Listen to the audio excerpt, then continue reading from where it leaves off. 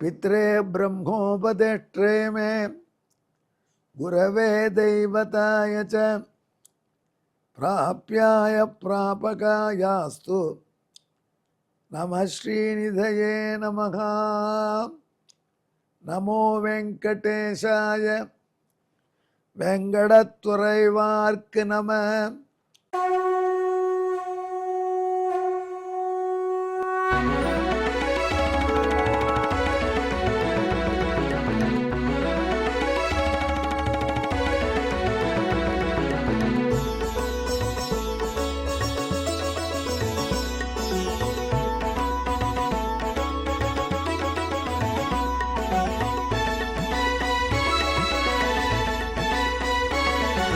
सहस्रनामं सहस्रनामं श्रीवेङ्कटेश सहस्रनामं सहस्रनामं सहस्रनामं श्रीवेङ्कटेश सहस्रनामम्।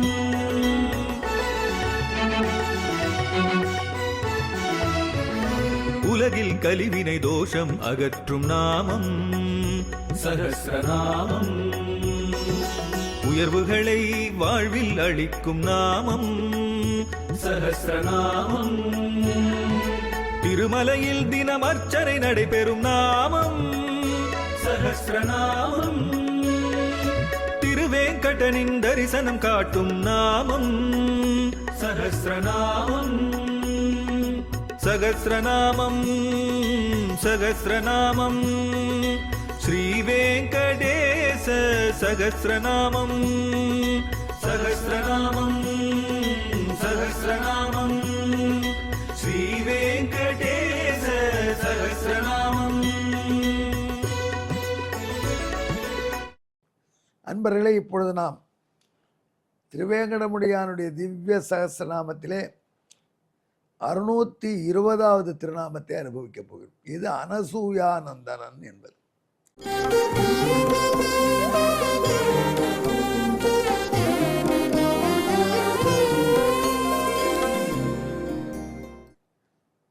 இப்பதான் நான் நந்தனந்தனன் சொன்னேன். இப்போ அனசூயானந்தனன் சொல்றீங்க. அனசூயா என்பவளுக்கும் தாய் தனக்கு தாயாக அனசூயாயை ஆக்கி அனசூயினாலே குலாவப்பட்டு அனசூயைக்கு நந்தன் ஆனந்தத்தை கொடுத்தவன் அனசூயானந்தன். பகவான் அனசூயைக்கு பிள்ளையாக அவதரித்தானா? இது புதுசாக இருக்கு இந்த கதை. இல்லை இருக்கிறவர்கள் சொல்லியிருக்கோம். 620 திருநாமங்களுக்கு சொல்ல பல கதைகளில் இந்த கதை ஒன்று சொல்லியிருக்கோம். ஞாபகப்படுத்தி பாருங்கள். சுருக்கமாக சொல்கிறேன். அனசூயை என்கிற பெரிய பதிவிரதை, அத்திரியின் மனைவி. உலகத்தில் மனைவியை கொண்டாடுற கணவன்களுக்கெல்லாம் தலைவர் யாருன்னா அத்ரி தான். அத்ரி தன் மனைவியினுடைய பெருமை அவ்வளோ சொல்கிறார் ராமபிரான் கேட்க. வறட்சி வந்த காலத்தில் கங்கையே வத்தி போயிட்டு ஒரு தடவை. அப்போ தன் தவ வலிமையால் கங்கையாகவே நின்றாள் அனசூயை. மக்களுக்கு வறட்சியில் தவிப்பு இல்லாமல் இருக்க என்றெல்லாம் அனசூயினுடைய பெருமையை சொல்கிறார். அனசூயானா பொறாமை இல்லாதவள். பொறாமை இல்லாதவர்கள் உலகத்தில் ரொம்ப ரொம்ப குறைச்சல். ஏதாவது ஒரு பொறாமை நமக்கு இருக்கும். இந்த பொறாமையை வென்றுவிட்டால் ரொம்ப வசதி. அந்த பொறாமையை வென்றுவிட்டோம், நல்ல வேளை நாம் பொறாமையில் மாட்டிக்கலை என்று 2 ஆச்சாரியர்கள் அழகாக சொன்னார். ஒரு ஆச்சாரியர் சொன்னார், பொறாமையை இவங்க விட மாட்டாங்க, பொறாமையா இவங்களை விடும்படியா அனுகிரகம் பண்ண வேண்டும். அந்யோன்ய வைரஜனனி விஜகா தசூயா என்று சொன்னார் சுவாமி தேசிகன். எம்பெருமானார் சம்பிரதாயத்தில் எல்லாம் நன்னா இருக்குது. அதில் ஃபிலாசபியில் டிஃபெக்ட் சொல்ல முடியாது, ரிலிஜனில் டிஃபெக்ட் சொல்ல முடியாது, அதில் ஈடுபட்டிருக்கக்கூடிய ஆச்சாரியர்களுடைய அறிவில் டிஃபெக்ட் சொல்ல முடியாது, அவருடைய சின்சியரிட்டியில் டிஃபெக்ட் சொல்ல முடியாது. ஆனால் ஒரே ஒரு குறை, இவர்கள் ஒற்றருக்கு ஒற்றர் விரோதம் உண்டாகக்கூடிய அசூயை இருக்கு, அது இவரை விட்டு போக முடியா அரங்கனே அருள் என்று கேட்டார். அந்யோன்ய வைரஜனனி விஜகாது அசூயா. இவர்கள் அசூயை விட மாட்டார்கள், அசூயை இவர்களை விட வேண்டும் என்று சொன்னார். அதே மாதிரி மணவாள மாறன் சொன்னார், நாம் யார்கிட்டையும் பொறாமைப்படாமல் இருக்கிறோம். இது பெரிய குணம், பொறாமைப்படாமல் இருப்பது. அந்த பொறாமைப்படாமல் இருப்பது என்பது இந்த பெண்ணுக்கு அனசூயைக்கு இயற்கையாக இருந்ததுனால அவளுக்கு அனசூயா என்று பெயரிட்டு மகிழ்ந்தார்கள். அசூயை என்பது தான் நம்மளை ரொம்ப கெடுக்கிறது. அசூயை என்றால் பொறாமை. பொறாமைனா அந்த பொறாமை என்ன பண்ணும்னா இன்னொருத்தர் இருக்கிற நல்லதை கூட கெட்டதாக காண்பிக்கும். ஏதாவது ஐடியா பண்ணி அதில் குறை சொல்லத்தோம். இந்த அசூயினால தான் துரியோதனை அழிந்தான். இந்த அசூயினால தான் மகாபாரதம் பிறந்தது. பொறாமையினால தான். அவன் பொறுக்கலை. துரியோதனுக்கு தர்மபுத்திரர் நல்ல பட்டு நல்ல பங்களாவோடு இருக்கார், அப்படிலாம் இருக்காரே அப்படின்னு பொறுக்கலை. திருதராட்டிரன் கேட்டான், ஏன்டா துரியோதனம் உனக்கு அதெல்லாம் இல்லையா, உனக்கு என்ன குறை, அவர்களுக்கு இருக்கே அதுதான் குறை அப்படின்னு. இப்படிப்பட்ட பிரகிருதிகள் நிறைய நாம் பார்க்குறோம். அப்படிப்பட்ட அசூயே இல்லாதவளாக அனசூயா இருந்தால் இந்த அனசூயா அதோடு கூட கற்பு நெறியும் சேர்ந்து அவளுக்கு பெரிய சிறப்பு இருந்தது. அதை உலகத்துக்கு காட்ட நாரதரே ஒரு காரியம் பண்ணினார். ஒரு நாளைக்கு சரஸ்வதி கடலை வறுத்து கொடுத்துருந்தா நாரதர் சத்தியலோகத்தில் கடலை சாப்பிட்டார். அதில் ஏதோ கல்லும் சேர்த்து வறுத்து விட்டா. சரஸ்வதி தேவி படக்குன்னு நாரதருக்கு பல்ல இடிபட்டு கொடுத்து, என்னம்மா இது, இதை வறக்கப்படாதா சரியான்னு கேட்டேன். ஏன்டா கல்லை எப்படா வறக்கிறது, இரும்பை கூட வறக்கலாம் அவங்ககிட்ட கற்பு இருந்தா, அது சொல்லாதடா போடா. உடனே நாரதர் மண்ணாய் வளர்க்கணும் பாடம் புகட்ட வேண்டும் என்று இரும்பில் கடலை பண்ணி அந்த கடலில் ஃபவுண்டரியுடைய பேரை அடித்து அந்த கடலை எடுத்துக்கொண்டு போய் சரஸ்வதி தேவி கிட்ட இதை கொஞ்சம் வறுத்து கொடுன்னா. தூக்கி பார்த்தா என்ன கனங்கிறது, இரும்பு கடலையா, இது யாரா வறுக்கிறது, பைத்தியக்காரவனுக்கு மூளை என்னாச்சு பேலிச்சு போயிட்டுதா, இந்த பிரம்மச்சாரியாக உன்னை தெரிய விட்டதே தப்படா. உடனே நேராக கைலாசம் போனார். பார்வதிட்டு போனார், அம்மா இதை கொஞ்சம் வறுத்து கொடு.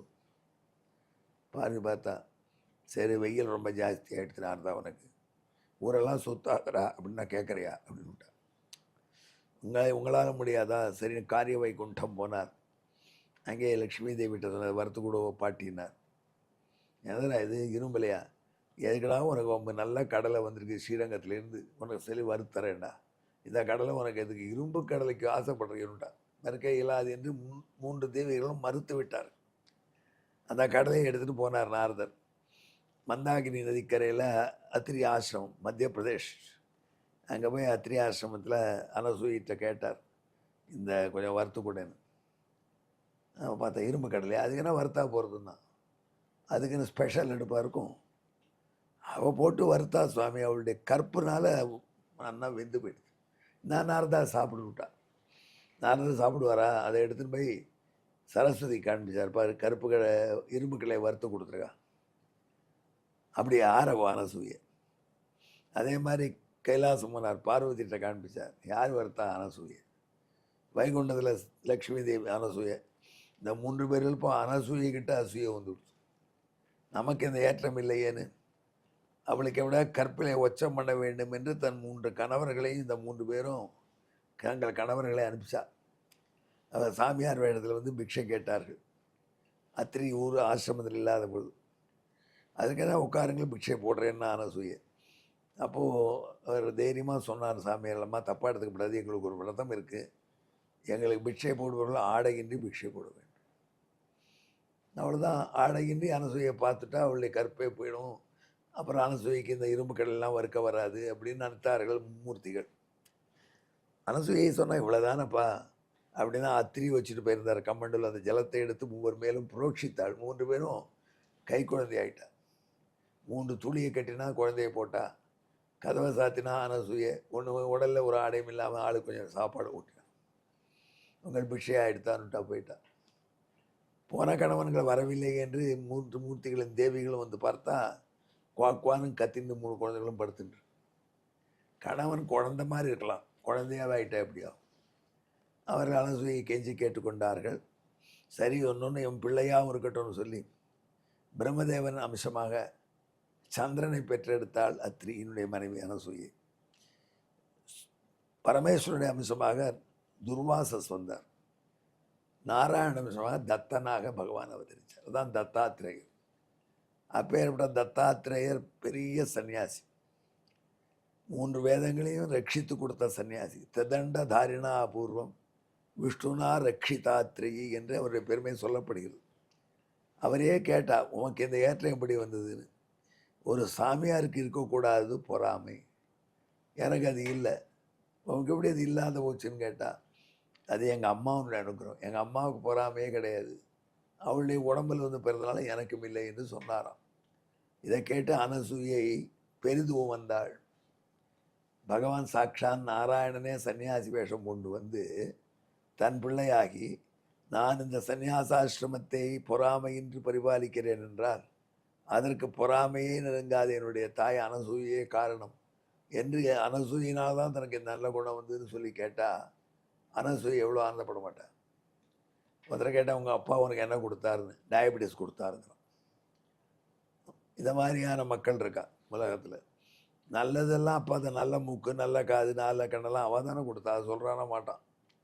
ஆனால் எம்பெருமான் இங்கே தான் ஒரு நல்ல துறவியாக காட்சியளிக்கிறான், நல்ல துறவியாக வாழ்கிறான். அதுக்கு முக்கியமான காரணம் தனக்கு பொறாமையின்மை. யாரான ஒருத்தன் பகவான்கிட்டயே பொறாமப்படுறவாள் இருக்கா. திருவேங்கடம் பார்த்து பொறாமப்படுறா, இவ்வளோ உண்டியலா, இவ்வளோ காசா, அவனுக்கு இன்னும் பொறாமைப்படக்கூடிய பிரகிருதி அவ்வளோ பேரை பார்க்குறோம். திருவேங்கடமுடையான்ட்டே அசூயை கொண்டா என்ன பண்ண முடியும்?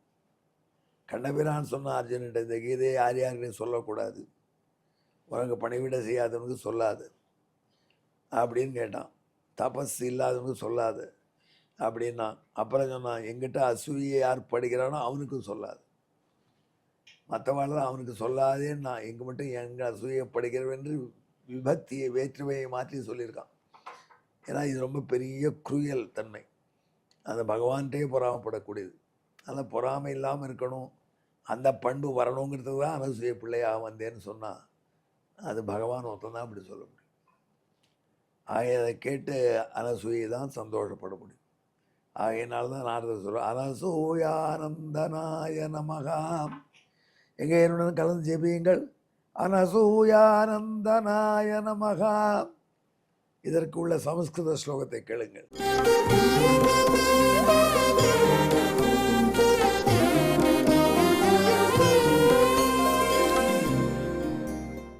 அனசூயா சுதோ யஸ்மாத் அனசூயோ யதிர்ஹ்யகம் அனசூயா நந்தனோ பூத் தத்தோ வாதமிமம் ததது.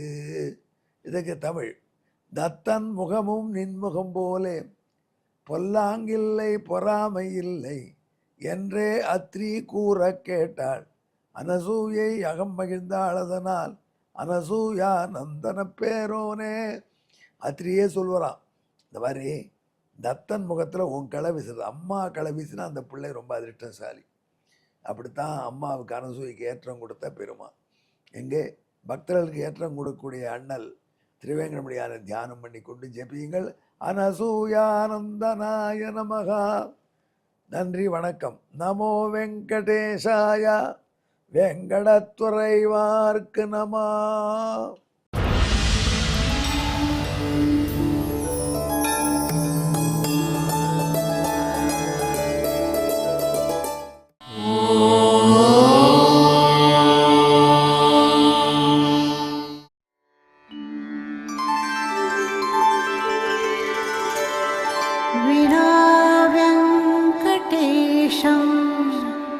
ननाथो ननाथः सदा वेङ्कटेशं स्मरामि स्मरामि. हरे वेङ्कटेश प्रसीद प्रसीद. प्रियं वेङ्कटेश प्रयच्छ प्रयच्छ.